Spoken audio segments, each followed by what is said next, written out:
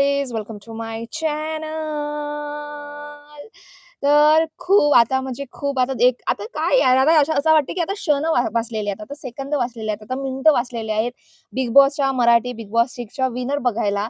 आणि आता काही खूप साऱ्या गोष्टी आहेत, खूप सारे गोंधळ सुद्धा आहे की कोण टॉप 5 मध्ये म्हणजे टॉप 2 मध्ये जाणार, टॉप 3 मध्ये जाणार, कोण घराच्या बाहेर जाणार. खूप सारा गोंधळ, एव्ही, प्रोग्राम्स, डान्स परफॉर्मन्स, पुढचे मागचे कंटेस्टंट सुद्धा येणार आहेत बिग बॉसच्या हाऊसमध्ये. असं लॉट्स ऑफ थिंग हॅपन होणार, मतलब खूप साऱ्या गोष्टी होणार आहेत.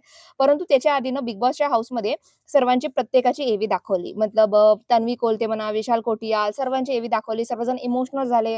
त्यांची जर्नी बघून, त्यांचा प्रवास बघून बिग बॉसने सर्वांना बूस्टअप केलं. मोटिव्हेशन दिलं, पॉवर केलं, इन्स्पिरेशन आहे ते आपल्यासाठी किंवा खूप काही त्या जर्नीकडून, त्या पर्सनॅलिटीकडून खूप काही गोष्टी शिकण्यालायकच्या होत्या. परंतु आता सर्वात जास्त इम्पोर्टंट आहे गोष्ट आहे आणि जे मेगा होती, जे फर्स्ट सीझनची विनर होती, ती सुद्धा बिग बॉसच्या हाऊसमध्ये जी एंट्री झालेली आहे. काय असते ना, आपण तो प्रवास जगलेला आहे, आपण मराठी बिग बॉस केलेला आहे आणि तो प्रवास जगू-जगू आपण विनर बनलेलो आहोत. तीच मेगा होती. मी मराठी बिग बॉसच्या फर्स्ट सीझन बघितली आहे. I love Megha. ज्या प्रकारे ती गेम खेळत होती, आय लव्ह इट. आणि ती आता डायरेक्ट म्हणजे मराठी बिग बॉस 1 ची विनर आता डायरेक्ट मराठी बिग बॉस 6 मध्ये एंट्री होणार आहे. ॲज अ गेस्ट रेफरन्स थोडं मोटिव्हेट करायला किंवा असं चार्जअप वगैरे करायला. आय वॉज एक्स्ट्रीमली एक्साइटेड कारण की ते दोघंही खूप म्हणजे चांगलं वाटेल की आताचे कंटेस्टंट आणि आपला मेघा जे पहिली विनर आहे बिग बॉस मराठी तिचं कॉम्बिनेशन बघायला खूप मजेदार वाटणार. परंतु आपण येऊन की आता कोण घराच्या बाहेर निघणार त्याच्यामध्ये.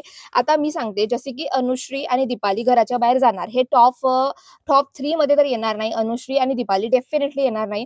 मतलब दीपाली तर आपल्याला टॉप 4 मध्येच भेटणार आहे. दीपाली टॉप 5 मध्येच घराच्या बाहेर जाईल. अनुश्री टॉप 3 जेव्हा होतील ना, तेव्हा तेव्हा ही टॉप 4 मधून घराच्या बाहेर निघेल. आता प्रश्न आहे की या टॉप 3 मधून टॉप 2 मध्ये कोण जाणार? सर्वात मोठा मुद्दा आहे. कारण की सर्वात डिफिकल्ट सुद्धा आहे. आता विशाल कोटियालिटी it is very strong personality. मतलब तो फायटिंग करते, एक निगेटिव्ह एनर्जी आहे, एक विलन कॅटेगरी आहे. लोक त्याला पसंत करत आहेत किंवा त्याची पी-आर गेम आहे. लोकांना पैसे देऊ रिव्ह्यू सुद्धा सुरू आहे. पब्लिसिटी बहुत हाय चाललेली आहे. आय डोंट नो त्याच्या गेम मला वाटतं गेम वगैरे तो चांगला खेळला. ॲज अ ऑडियन्स वगैरे बघून तो गेम मजेदार रीतीने वगैरे छान वगैरे खेळला. पण एक पर्सनॅलिटीचा गेम आहे आणि पर्सनॅलिटीमध्ये ज्या गोष्टी हव्या आहेत, त्या गोष्टी विशाल कोटियालमध्ये तर नक्कीच नाही आहेत. तो एक विलन आहे, निगेटिव्ह आहे. म्हणून परंतु निगेटिव्ह आहे, परंतु तेवढा स्ट्राँग आहे म्हणून तो राहणार. म्हणजे राहणार की नाही राहणार आय डोंट नो, परंतु स्ट्राँग आहे मला माहीत आहे. आता दुसरी गोष्ट हे 2 राहिले आपलेले आहेत ते म्हणजे तन्वी कोलते आणि राकेश बापट हे मेजरली स्ट्राँग आहेत. लिटरली खूप स्ट्राँग आहेत. दोघंही खूप स्ट्राँग आहेत. दोघांचा गेमही खूप स्ट्राँग आहे. लोकं त्यांना ज्या लेव्हलचे पसंत करतात. तर राकेश बापटच्या ज्या लेव्हलच्या फॅन बेस आहे. आतापर्यंत राकेश बापट कधी भी मतलब तो एक वीकनं काहीच नाही केलं. आराम करत आहे. त्याच्या पायाला लागला आहे. थोडा मेडिकल इश्यू आहे. तेवढा इनपुट देत नाहीये. तरीही तो बॉटममध्ये आलेला नाहीये. लोकं त्याला एवढे प्रेम करतात, की त्याला नेहमी वोट करतात, नेहमी वाचवतात आणि आता तर भाई आता तर विनर बनणार आहे. तर विनरच्या वेळेस राकेश बापट घराच्या बाहेर जाईल असं वाटत तर नाही आहे. म्हणून आणि तन्वी कोलते दुसरीकडे. तन्वी कोलते सुद्धा एवढा स्ट्राँग प्लेयर, एक पर्सनॅलिटी सर्व व्यक्ती तिला म्हणतात, की स्ट्राँग गेम आहे. म्हणजे बिग बॉसचे जे कंटेस्टंट जे आहेत ना, एक वेळा ना राकेश बापटला म्हणतात, की "तुम्ही काहीच नाही करत रे, तू फक्त बसला राहते, चाय बनवत राहतेस." परंतु तन्वी कोलतेला कोणीच म्हणू शकत नाही, की ती काहीच करत नाही. कारण की स्टार्टिंगचा पहिला दिवस त्या शेवट दिवसापर्यंत ती काही ना काही तिच्या अवती-भोवती पूर्ण जिंदगी चालू असते बिग बॉसची आणि ती खूप खूप स्ट्राँग प्लेयर आहे. आता हे तिघही लोकं एवढे स्ट्राँग प्लेयर आहे, तर मग ह्या तिघांपैकी टॉप 2 मध्ये कोण जाणार हा सर्वात मोठा मुद्दा आहे आणि सर्वात मोठी गोष्ट म्हणजे हा सर्व निर्णय ना आपल्या हातामध्ये म्हणजे जनतेच्या हातामध्ये डेफिनेटली आहे, बिग बॉसच्या हातामध्ये नाहीये.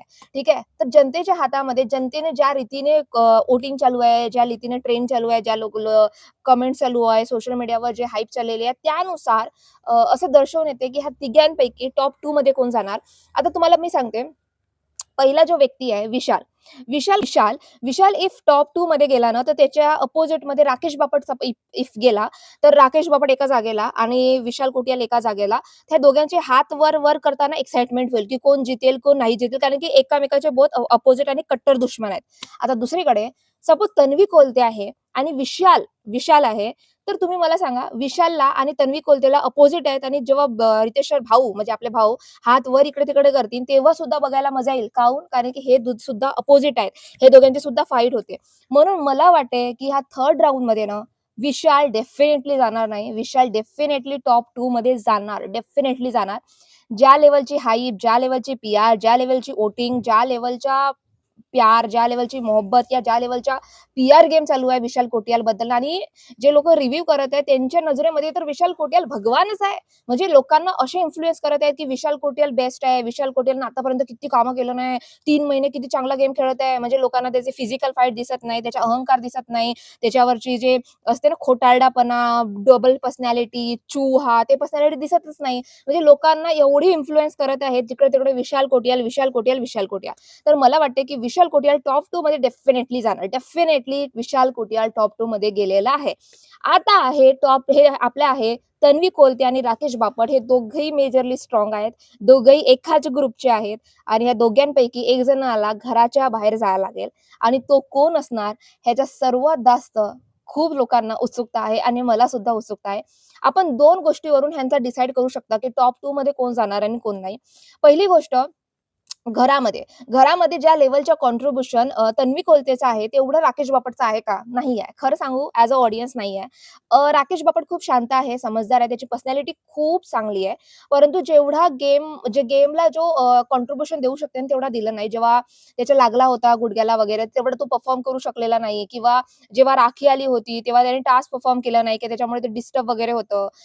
खूप साऱ्या अशा-अशा गोष्टी आहेत, ज्याच्यामुळे तो एक असते ना गेमामध्ये जसा एखादा गेम रद्द करणे, त्यांनी रद्द केलेल्या आहेत गोष्टी. दॅट इज एक्सेप्टेड, की त्यांनी रद्द केलेल्या आहेत. तर तो एक स्पिरिट असते ना, एक स्पोर्ट्समॅनशिप असते ना, ते नाहीये त्याच्यामध्ये. जो एक बिग बॉसच्या शोमध्ये जो गेमला एक व्हॅल्यू देते ना, तो पर्सन नव्हता. त्याची पर्सनॅलिटी 100 अँड 100 परंतु जो होता ना, की गेम खेळत आहे, त्याच्या गुडघ्याला लागला नसता, तर त्याने अजून गेम खेळला असता. त्याने सुद्धा म्हटलं आहे, की इफ माझ्या गुडघ्याला लागला नसता, तर मी टास्क परफॉर्म करू शकलो असतो आणि मला आवडलं असतं मी टास्क परफॉर्म केलं असतं तर. परंतु माझ्या पायाला लागल्या असल्यामुळे मी टास्क परफॉर्म करू शकलो नाही. तेवढा जस्टिफाय ह्या शोला करू शकलो नाही, असं त्याने स्वतः म्हटलेलं आहे, जेव्हा भविष्यवाणीचा टास्क वगैरे होता. म्हणून आणि ज्या रीतीने दुसरीकडे तुम्ही बघाल तन्वी कोलते स्टार्टिंगपासून ते कधीही बघत नाही समोर पोरगा आहे, ह्युमन कार्ड खेळत नाही. तिला काहीच करा, तिला किती लागलं तरी ते गेम खेळणार, जस्टी हे करणार. व त्याला शोला म्हणा, एका गेमला म्हणा 100 आणि आपला 1% देणार. प्रत्येक गेमला ते 100 आणि 1% देते आणि तिच्यामध्ये ते स्पोर्ट्समॅनशिप दिसून येते. म्हणून मला वाटते ह्या दोघांच्या कंपॅरिझनमध्ये बिग बॉसने ज्या लेव्हलचा कॉन्ट्रिब्युशन दिलेलं आहे, तन्वी कोलते ह्याच्यामध्ये राकेश बापट इथं येते, तर तन्वी कोलते इथं येते. म्हणून मला तरी वाटतं, की तन्वी कोलते टॉप 2 मध्ये जाणार. परंतु अजून दुसरा असा गोष्ट आहे, की हे आपल्याला म्हणजे बिग बॉसचा गेम कोणी चांगला खेळला ह्याच्यावर डिसाईड होत नाही. परंतु जनता कोणाला जास्त व्होट करेल त्याच्यावरूनच टॉप 2 मध्ये जाऊ शकतात. आता तन्वी कोलते आणि राकेश बापट ह्या दोघांपैकी महाराष्ट्रात सर्वात जास्त वोट कोणाला करणार? आता राकेश बापट 25 वर्षापासून इंडस्ट्रीमध्ये आहे. एवढे लोकं फॅन फॉलोइंग आहे, त्याची पर्सनॅलिटी खूप चांगली आहे, सर्वच गोष्टी नीटनेटक्या आहेत आणि आपली तन्वी कोलते जे आता-आता नवीन-नवीन इंडस्ट्रीमध्ये आलेले आहे, आता-आता नवीन-नवीन इमेज केली आहे, आता-आता नवीन-नवीन गोष्टी शिकत आहे, बिग बॉसच्या विनर बनण्याचं स्वप्न आहे. हे खूप-खूप डिफरंट पर्सनॅलिटीजचे आहेत.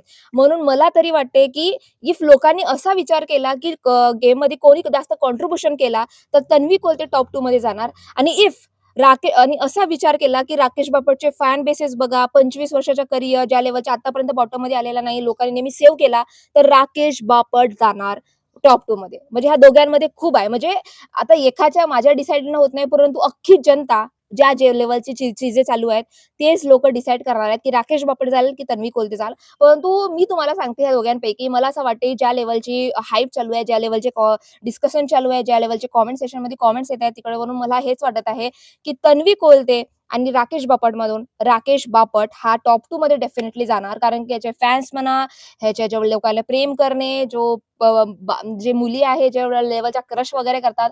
म्हणून राकेश बापट आणि विशाल कोटियाल हे टॉप 2 मध्ये येतील. मला तरी असं वाटते आणि टॉप 3 मध्ये तन्वी कोलते घराच्या बाहेर निघणार. बाकी तुम्हाला काय वाटते? तुमचे काय मत आहेत ह्या टॉप 3 बद्दल? मला नक्की कळवा आणि टॉप 2 मध्ये तुम्हाला कोणाला बघायचं आहे आणि कोणाला नाही बघायचं आहे, प्लीज नक्की मला कमेंट सेक्शनमध्ये सांगा. आणि तुम्हाला माझा व्हिडिओ आवडला असेल तर please subscribe to my channel.